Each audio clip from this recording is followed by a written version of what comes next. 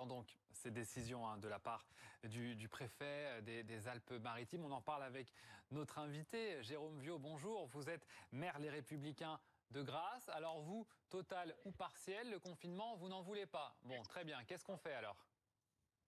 Écoutez, je ne pense pas que le confinement soit la solution qu'il faille.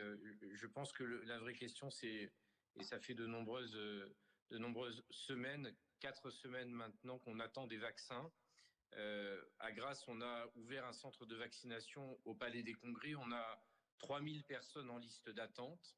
Et je crois que la solution est là. Et l'annonce qui a été faite hier par Monsieur le Premier ministre de doter demain lundi de 3500 vaccins les Alpes-Maritimes est nettement insuffisant. On devrait avoir, comme ça a été fait en Moselle, où on a été capable de livrer 30 000 vaccins. Moi, je pense que... Mais Jérôme Viaud, les vaccins, quoi qu'il en fasse, même s'ils arrivaient tous demain, ne résoudraient pas la situation et l'urgence actuelle de ces courbes de contamination qui est largement supérieure dans les Alpes-Maritimes que dans le reste du territoire. Oui, d'accord, mais avec un petit peu d'anticipation, si vous me le permettez, ça fait 4 semaines que nous avons tous ouvert des centres de vaccination qu'on est obligé de refermer ou de dire à chacun de nos administrés qu'il faut attendre parce que nous sommes prêts. On ne peut pas dire que le métier d'un maire, c'est d'ouvrir un centre de vaccination. Nous avons mobilisé nos personnels. On a les habitants qui sont en attente de ça depuis plus d'un mois. Et voilà, je pense que la solution, c'est de nous doter massivement de vaccins parce que c'est ce qu'attend la population. Et puis au-delà de ça, le choc économique que nous subissons, voilà, un confinement, à mon avis, est une erreur supplémentaire. Et je pense qu'il faut vacciner la population. En tout cas, c'est ce que moi je demande à Monsieur le Premier ministre, c'est que l'annonce de 3500 vaccins qui a été faite hier est nettement insuffisant pour un département d'1 million d'habitants. Et je crois que la solution, elle est là. Reste avec nous, Jérôme Viaud. On va poser la question à Jean-François Corti ici en plateau. Privilégier la vaccination massive, alors on n'a pas encore les stocks demandés, on le voit par les maires de ces communes, plutôt que de confiner, ça pourrait être une alternative intéressante?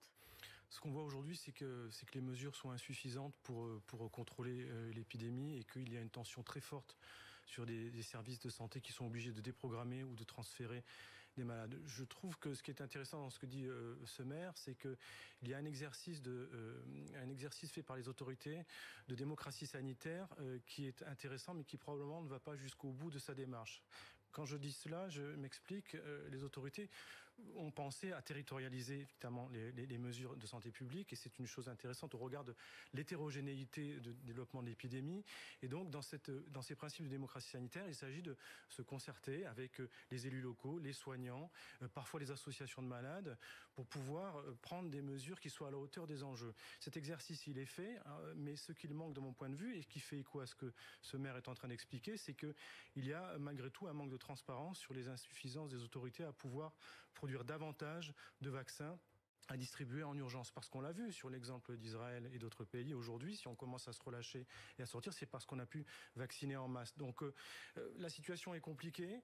Il faut prendre des mesures qui soient probablement plus radicales parce que on est dans un plateau mais qui s'accélère et qui va probablement voir une situation encore plus se dégrader du fait de l'émancipation des variants. On attend un variant anglais qui soit prédominant d'ici mars à l'échelle nationale, ce qui veut dire potentiellement une explosion des cas. Et justement, parce qu'il y a cette menace de ce variant anglais et de sa diffusion, Nice, pourquoi il y a un problème à Nice? Ce n'est pas les habitants qui sont pointés du doigt spécialement, c'est parce que c'est une ville où beaucoup de gens, et notamment de Français qui ne peuvent pas à l'étranger, vont en ce moment en vacances parce qu'il fait beau.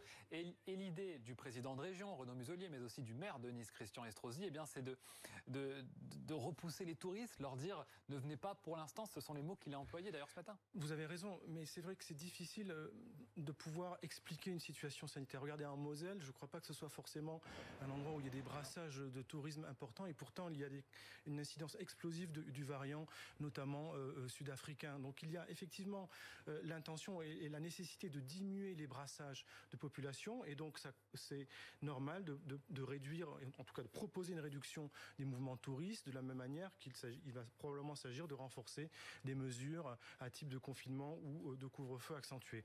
Mais cela doit s'accompagner, je dirais, de responsabilités partagées. Si on demande à nos concitoyens, et c'est ce qui va être fait parce que vous avez raison, la situation est difficile, de continuer à respecter les mesures barrières, de prendre sur soi et de limiter les capacités économiques avec une souffrance importante, on le sait, y compris des souffrances sociales lorsque l'on confine avec un impact sur les familles et les enfants, eh bien il faut que dans le même temps, il y ait une transparence qui soit accentuée de la part des autorités et une forme de deal. Il faut qu'on puisse expliquer à nos concitoyens, on va peut-être reconfiner, probablement à l'échelle de départements, pour faire écho à l'hétérogénéité de l'épidémie, mais il va falloir aussi vacciner davantage, et on va s'engager à le faire. Aujourd'hui, le maire que vous avez interviewé, c'est ça qu'il demande, je pense qu'il a raison. Alors Jérôme Viau, justement, on va vous écouter en ce qui concerne notamment la situation hospitalière, parce que vous aussi, vous décrivez une situation très difficile dans l'hôpital de Grasse actuellement.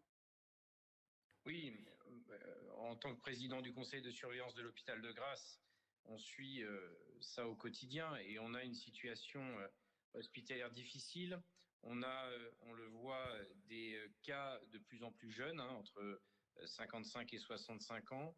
Et moi, j'en profite pour tirer un coup de chapeau à toutes les personnes qui sont engagées à l'hôpital de Grasse, comme dans tous les hôpitaux. C'est une situation très difficile.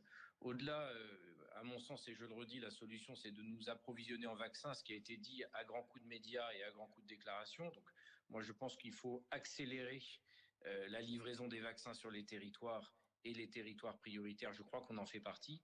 Et le deuxième sujet, je le dis quand même au passage, nous avons été, hier soir, monsieur le préfet des Alpes-Maritimes disait qu'il s'appuierait sur les polices municipales. Nous avons été mobilisés toutes les nuits dans ces derniers temps et ces dernières semaines. Si jamais on devait être mobilisé davantage, je le dis au passage, nous n'avons eu 0 effectif de police nationale pour nous aider à cela. Et je pense qu'il faut aussi accompagner les effectifs de police nationale sur le territoire pour aider au respect du couvre-feu ou au respect des demandes de confinement, parce que les communes ou les polices municipales ne peuvent pas tout absorber.